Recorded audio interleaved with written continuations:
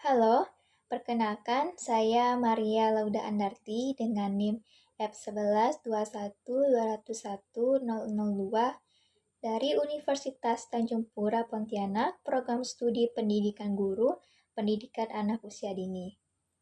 Pada kesempatan kali ini, saya akan membahas dua kasus yang berkaitan dengan pengembangan asesmen perkembangan anak usia dini. Selamat menyaksikan. Nah, langsung saja kita pada kasus yang pertama. Nah, kasus pertama ini saya kutip dari sebuah artikel dari blognya Kumparan dengan judul artikel Asesmen Diagnostik untuk Personalisasi Pembelajaran dengan nama penulis Najela Shihab. Berikut adalah sumber lengkapnya. Nah, jadi dari artikel atau kasus tersebut dapat kita tangkap atau kita ketahui bahwa asesmen diagnostik ini dapat menjadi panduan bagi guru-guru secara efektif dalam membantu mereka dalam proses mengajar. Begitu pula sebaliknya bagi peserta didik. Asesmen diagnostik ini dapat menjadi cara yang efektif untuk membantu mereka dalam proses belajar. Lalu asesmen diagnostik ini bagi individu dapat membantu dalam menentukan program remedial atau akselerasi sesuai dengan kebutuhan anak. Terus bagaimana sih cara melatihnya? Nah, jadi asesmen diagnostik ini dapat dilakukan secara konsisten, sesederhana bertanya dan mencatat anekdot berharga dari pertemuan yang kadangkala terlupakan. Padahal sesungguhnya bisa menjadi clue dalam penerapan pembelajaran yang berkualitas. Proses perancangan dan pelaksanaan asesmen diagnostik ini adalah kesempatan utama bagi guru dan murid untuk menjadi kreatif dan kolaboratif. Pendayaan gunaan teknologi juga jadi salah satu resep rahasia yang digunakan guru-guru dalam menerapkan asesmen diagnostik ini sesuai dengan hakikatnya. Jadi semua aksi yang dipilih guru-guru berdaya di surat kabar guru menjadi contoh yang dekat dari lingkungan kita bahwa inovasi tidak selalu hadir dalam bentuk jurnal teori psikometri tetapi dari eksperimentasi harian penggerak perubahan yang terus dibagi.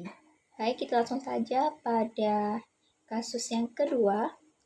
Kasus kedua ini saya kutip dari sebuah jurnal dengan judul jurnalnya yaitu Analisis Tumbuh Kembang Anak Usia Dini dengan Asesmen Anekdot. Dengan nama penulisnya yaitu Zulfaldi Bukhtar. Berikut adalah sumber lengkapnya. Nah, pada jurnal ini masalah atau kasus yang dibahas yaitu berkaitan dengan aspek-aspek apa saja yang dapat diukur melalui asesmen anekdot ini. Bagaimana proses perencanaan, pelaksanaan, kelebihan, dan kekurangannya. Nah, jadi asesmen anekdot ini adalah salah satu instrumen penilaian yang digunakan pada lembaga PAUD dengan tujuannya untuk memperoleh pemahaman dan informasi mengenai tumbuh kembang anak dan mengoptimalkan stimulus yang diberikan untuk menghadapi permasalahan yang terjadi pada anak. Asesmen anekdot ini dapat digunakan untuk mengukur 6 aspek perkembangan anak usia dini, yaitu aspek fisik motorik, kognitif, bahasa, nilai agama dan moral, sosial emosional, dan seni. Lalu proses asesmen ini dari segi pelaksanaannya dapat dikatakan baik apabila kita melihat dari indikatornya, dari persiapan yang telah dilakukan oleh guru, di antaranya guru menentukan aspek perilaku yang akan dicatat, lalu menentukan observer penilaian, dan guru menentukan bentuk anekdot recordnya yang digunakan untuk mengukur semua aspek tingkat pencapaian tumbuh kembang anak. Kemudian untuk segi pelaksanaannya ini tidak dapat dilakukan oleh semua anak.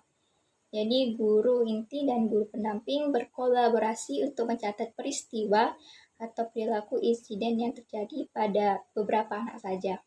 Nah, berdasarkan informasi yang ada di jurnal itu, kita dapat ketahui bahwa asesmen ini memiliki kelebihan dan kekurangannya. Adapun kelebihannya sebagai berikut. Yang pertama, memudahkan guru dalam menstimulasi atau menentukan stimulasi yang tepat bagi tumbuhkan kembang anak. Lalu guru hanya mencatat perilaku atau peristiwa yang insidental yang terjadi pada jam operasional kegiatan dengan sesegera dan seketika. Kemudian bersifat objektif dan asli, semua tumbuh kembang anak dapat dilihat dari segi fisik motorik, sosial emosional, bahasa, dan lain-lainnya. Kemudian guru hanya menyampaikan secara langsung pada orang tua terkait peristiwa atau perilaku yang terjadi pada anak. Adapun kelemahannya sebagai berikut. Tidak terikat oleh waktu dan tempat menyebabkan guru kewalahan ketika melakukan pencatatan. Ditambah lagi jika peristiwa atau perilaku insidentalnya terjadi pada banyak anak. Lalu yang kedua, tingkat objektivitas menjadi rendah jika asesmen ini dilakukan setelah kegiatan pembelajaran usai. Lalu dibutuhkan daya ingat dan kejelian yang tinggi. Sekian pemaparan 2 kasus berkaitan dengan pengembangan asesmen perkembangan anak usia dini oleh saya.